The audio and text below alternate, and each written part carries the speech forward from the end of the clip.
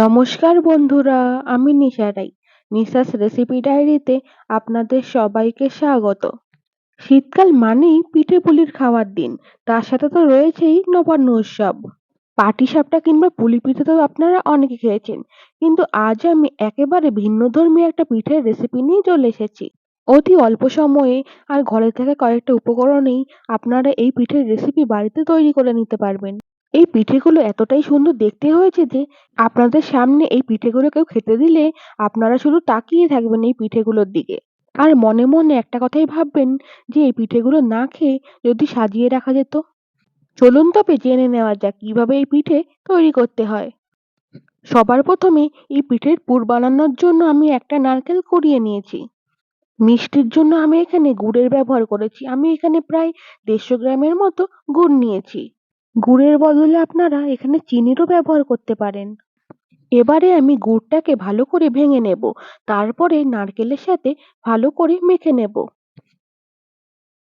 আপনারা যদি গুড়ের বদলে এখানে চিনির ব্যবহার করেন, তাহলেও কিন্তু নারকেলের সাথে একইভাবে চিনিটাকে মেখে নেবেন। আমি কিন্তু খুব ভালোভাবে নারকেলের সাথে গুড়টাকে মেখে নিয়েছি।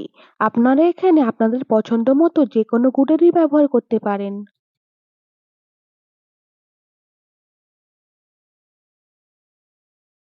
এবারে এই গুড় আর নারকেলের মিশ্রণটাকে রান্না করে নেওয়ার পালা। তাই আমি গ্যাস ওভেনে একটা কড়াই বসিয়ে তার মধ্যে সমস্ত নারকেল আর গুড়ের পুরটাকে দিয়ে দিলাম।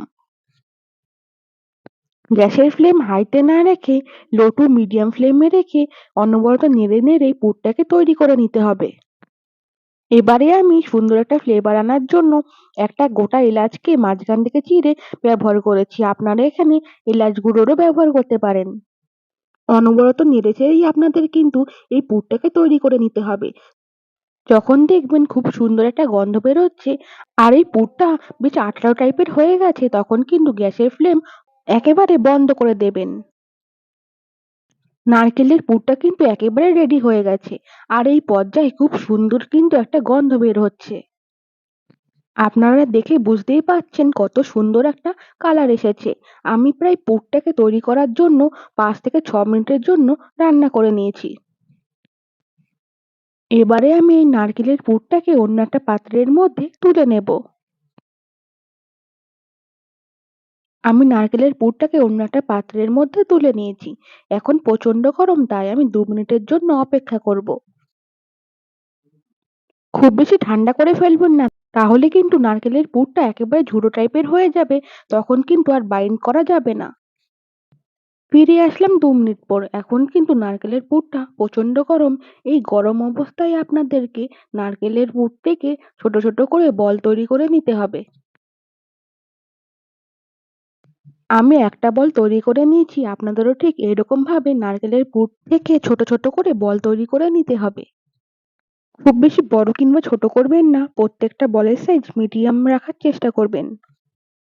আমি একইভাবে সমস্ত নারকেলের বলগুলোকে তৈরি করে নিয়েছি। এবারে পিঠে তৈরির জন্য আমি 1 বাটি পরিমাণ নিয়েছি চালের গুঁড়ো। আমি এখানে রেডিমেড চালের গুঁড়োর ব্যবহার করেছি। আপনারা চাইলে এখানে বাড়িতে তৈরি চালের গুঁড়োরও ব্যবহার করতে পারেন। এবারে চালের গুঁড়োটাকে একটা স্মুথ ডোয়ে রূপান্তরিত করব। তাই আমি গ্যাস ওভেনে একটা কড়াই বসিয়ে তার মধ্যে 1 গ্লাস পরিমাণ জল দিয়ে দিলাম। তার সাথে আমি এখানে হাফ চামচের মতো লবণের ব্যবহার করেছি। গ্যাসের ফ্লেম এই পর্যায়ে মিডিয়াম রেখেছি। জল যখন উষ্ণ উষ্ণ গরম হয়ে যাবে, তখন আগের থেকে নেওয়া চালের গুঁড়োটাকে জলের মধ্যে দিয়ে দিলাম। এবারে ভালো করে নেড়েচেড়ে চালের গুঁড়োটাকে রান্না করে নেব। এই পর্যায়ে খুব বেশি জলের ব্যবহার করবেন না, তাহলে কিন্তু অনেক বেশি নরম হয়ে যাবে। একটু শক্ত থাকা অবস্থায় আপনাদেরকে নামিয়ে নিতে হবে। তারপরে ভালো করে ময়াম দিলে চালের গুঁড়োর এই ডোটা পারফেক্টলি ভাবে তৈরি হয়ে যাবে। আমি কিন্তু ভালো করে মিশিয়ে নিয়েছি। এখন কিন্তু অনেক শুকনো শুকনো টাইপের হয়ে গেছে। এই পর্যায়ে আমি অন্য একটা পাত্রের মধ্যে তুলে নেব। যে পাত্রের মধ্যে আপনারা চালের গুঁড়োর এই ডোটাকে মেখে নেবেন, সেই পাত্রের মধ্যে সামান্য একটু অয়েল লাগিয়ে নেবেন। তার ফলে পাত্রের নিচের সারফেসের মধ্যে খুব বেশি পরিমাণে আটকে যাবে না। আর আপনারা আপনাদের হাতের মধ্যেও একটু অয়েল লাগিয়ে নেবেন। এর ফলে আপনাদের চালের গুঁড়োর এই ডোটাকে মেখে নিতে সুবিধা হবে। চালের গুঁড়োর এই ডোটাকে প্রায় ২ থেকে ৩ মিনিটের জন্য একটু ঠান্ডা হওয়ার জন্য রেস্টে রেখে দেবেন। তারপরে ভালো করে মেখে নেবেন। আমি প্রায় ৩ থেকে ৪ মিনিটের জন্য রেস্টে রেখে দিয়েছি। তারপরে আমি ভালো করে মেখে নিলাম। চালের গুঁড়োর এই ডোটা কিন্তু একদম মেখে নেওয়া কমপ্লিট। আপনাদেরও ঠিক এইরকম শক্ত একটা ডো তৈরি করে নিতে হবে। শুকনো চালের গুঁড়ো মেশানো অ্যাভয়েড করবেন। যদি খুব বেশি পরিমাণে নরম হয়ে যায় তাহলে আপনারা সামান্য পরিমাণে শুকনো চালের গুঁড়ো মেশাতে পারেন। রুটি তৈরির জন্য আপনারা যেভাবে লেচি কেটে নেন, আপনারা এখন সেইভাবে মিডিয়াম সাইজের করে লেচি কেটে নেবেন। লেচিগুলোর সাইজ খুব বেশি বড়ও না আবার খুব বেশি ছোটও না। আমি যেই রকম সাইজের করে কেটেছি আপনাদেরও ঠিক সেই রকম সাইজের করেই লেচিগুলোকে কেটে নিতে হবে। সমস্ত ডো থেকে আমি প্রায় ১২টার মতো লেচি কেটে নিয়েছি। এবারে আমি এই রেসিপির জন্য আগের থেকেই প্রায় ৫০ গ্রামের মতো বাসমতি চাল ভালো করে ধুয়ে প্রায় ২ ঘন্টার জন্য ভিজিয়ে রেখেছিলাম।